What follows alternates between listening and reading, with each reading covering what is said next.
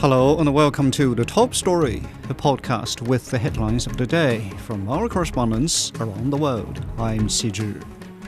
Coming up in this edition, US President Donald Trump has removed his national security advisor Mike Waltz, who has been criticized for the Signal group chat leak in March.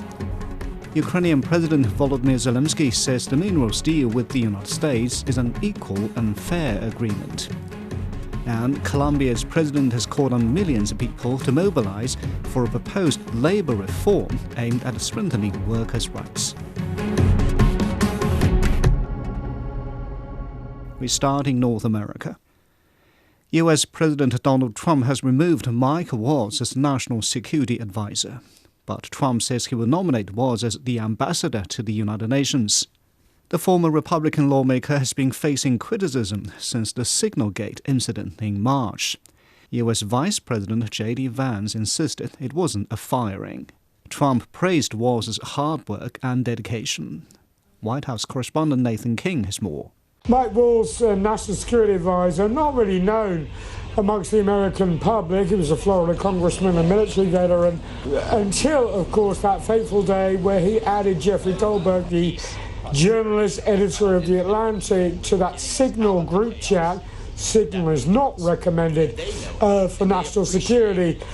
Conversations on the Yemen airstrikes. Remember, Pete Hegseth, the current defense secretary, weighed in with which aircraft and other assets would be used. There were fist bumps, there were American flags, flames. It really was an embarrassment for the administration, but Trump did not fire him. Instead of being walked out the door, he's moving to be nominated. He has to get through the Senate as the US ambassador to the United Nations. Now, that's a good post for most countries, but most surprisingly, I think, from this decision that we've seen in Trump's social media posts is that Marco Rubio, he's going to be acting national security advisor. Now, the last person to combine those roles was Henry Kissinger in the 1970s. That was Nathan King on a major shakeup in the Trump administration. The U.S. arrest of more than 1,100 people as part of an immigration crackdown has raised legal questions about the treatment of detainees, including some who died in custody. Their communities are seeking answers and demanding changes. Nita Soledad Paris reports.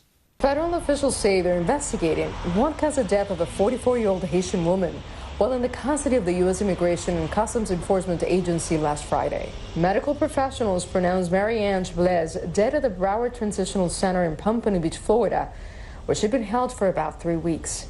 We are saddened and we are outraged.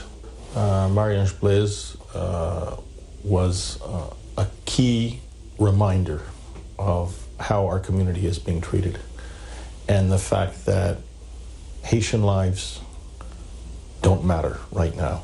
In Creole, we say nous la. That means we are here, and we are here to stay. A fellow detainee interviewed by the Miami Herald reported that Blaise had complained of chest pains. He said she suffered from high blood pressure, was given medication, and instructed to rest. The Broward Transitional Center, for the viewers' awareness, is a for-profit detention facility that's managed by the GEO Group. Right, and these for-profit centers have been problematic for a number of years. There have been, cases of mistreatment, of abuse. Obviously, putting a for-profit motive to the detention of human beings creates an incentive to keep them in detention when they could be freed. Just south of Pompano Beach, at another Florida detention facility, the oldest in the U.S., 2 other detainees have died since President Trump launched his crackdown on illegal migration. Oksana Teresiuk's husband was among them. Maxim Cherniak, 44, was a Ukrainian seeking refuge in the U.S. under humanitarian parole. He died at Chrome Detention Center from hypertension that led to a brain bleed and a stroke. according to immigration attorneys. Его состояние здоровья ухудшалось с каждым днем. The state of his health was getting worse every day. He had high blood pressure, wheezing, fever, and other things. With every day, his health was getting worse. He told me about this every day, but he received no medical care besides painkillers.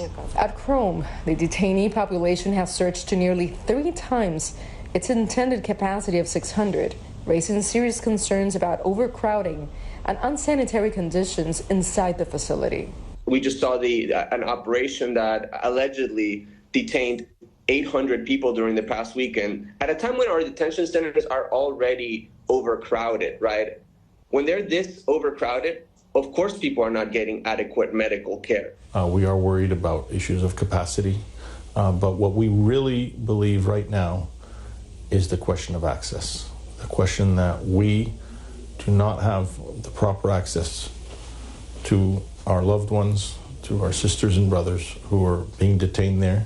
In March, Mexican detainee Osiris Vasquez documented conditions at Chrome, capturing video of fellow detainees sleeping on floors and enduring freezing temperatures.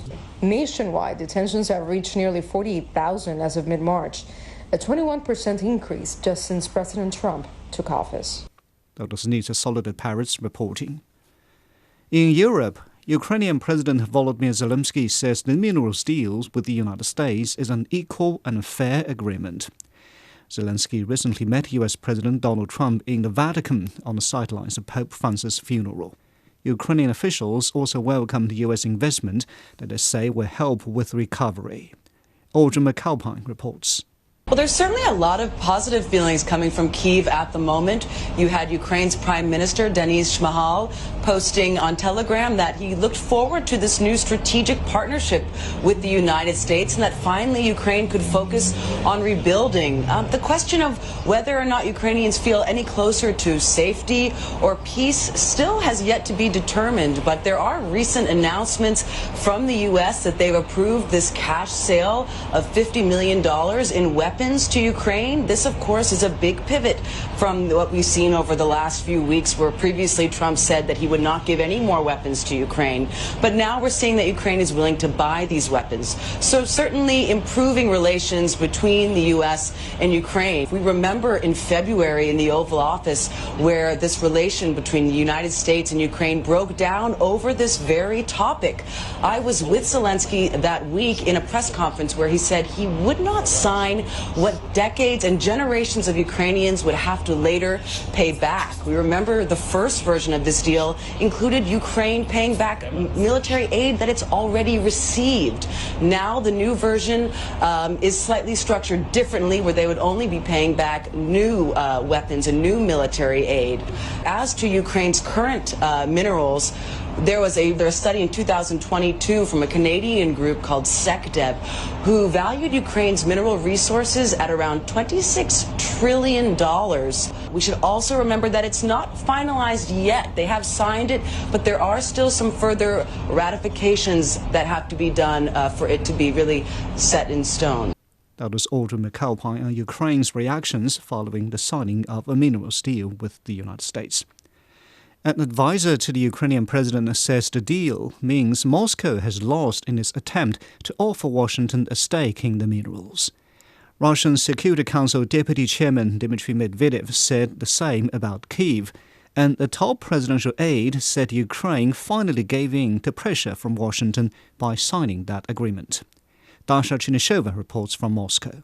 These statements coming from the Russian officials, not the Kremlin itself because of public holiday, but Russia does say that this deal only means that the American side has managed to force finally Ukraine to pressure it into signing this minerals deal. And Dmitry Medvedev, Russia's former president, now the security official, said that Trump has not only forced Kyiv to pay for the U.S. aid, he also has forced Kyiv to pay for the U.S. aid with the national wealth of a disappearing country. That's the phrase that Medvedev has used. But otherwise, we are hearing from the Russian officials very similar statements, all suggesting that Ukraine has started its way towards becoming the neo-colonial country, becoming semi-colony, rather, of the Western world. One of the Russian senators has said that that is a very major step towards Ukrainian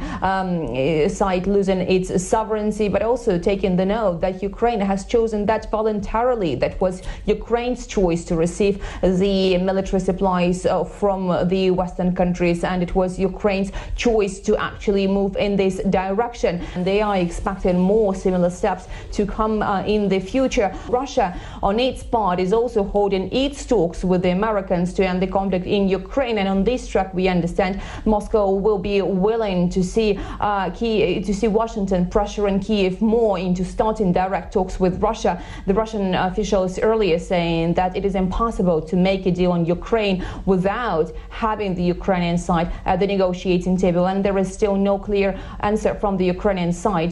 That was Dasha Chinisheva reporting from Moscow. Turning to South America, in Colombia, the president has called on millions of citizens to mobilize in support of a proposed labor reform aimed at strengthening workers' rights and the influence of labor unions. Michelle Beggar reports. It's International Workers' Day, and in a symbolic move, Colombia's government is pushing reforms for the country's workers. I come to this march to support the labor reforms, the health reforms, the pension reforms, and I want a change in Congress.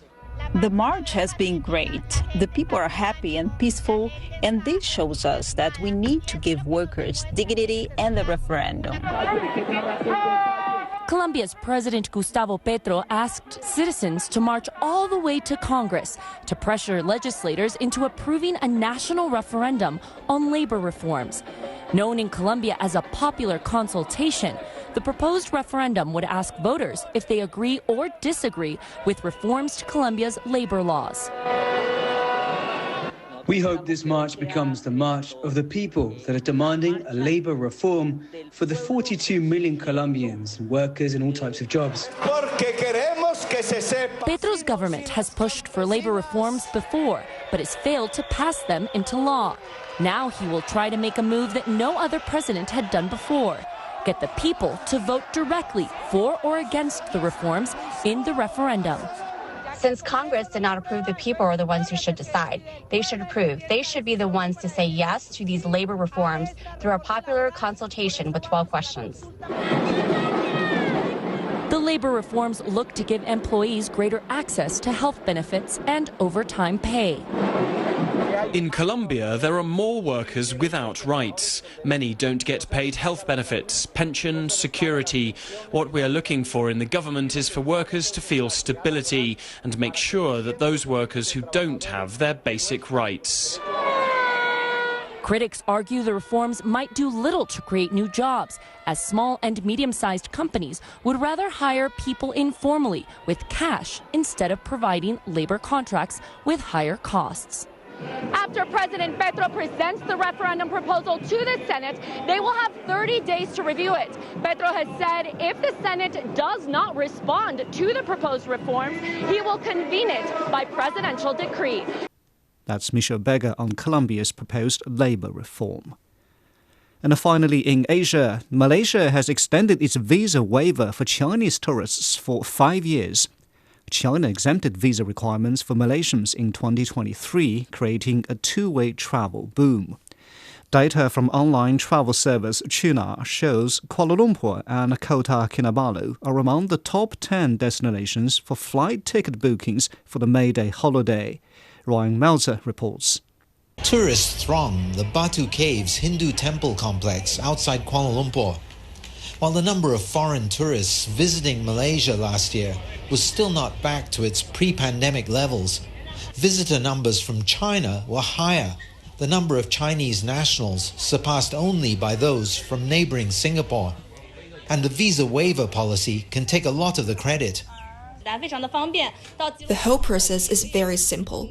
After arriving in Kuala Lumpur, we could use this self-service channel to enter Malaysia. We'd originally planned to travel within China, but when we heard about the visa exemption, we decided to go to Malaysia. That made it very convenient. If you want to come during the May Day holiday or National Day just for a few days, there's no need to apply for a visa. You can just come. It's also helping lure people back. When I came to Malaysia before, there were too many steps. We had to queue in very long lines. Now there's basically no queuing. It's very quick to clear immigration. It's very convenient. Businesses are also feeling the benefits. This extension is very much welcome news because it's always been very good for the industry, looking towards China as one of its main source markets. And this is going to mean that we're going to have a lot more time to plan, to really understand the Chinese market, and to perhaps even cater to the new upcoming trends that the Chinese tourists are looking for. The number of Chinese visitors to Malaysia so far this year has already increased by around 30% over the same period in 2024.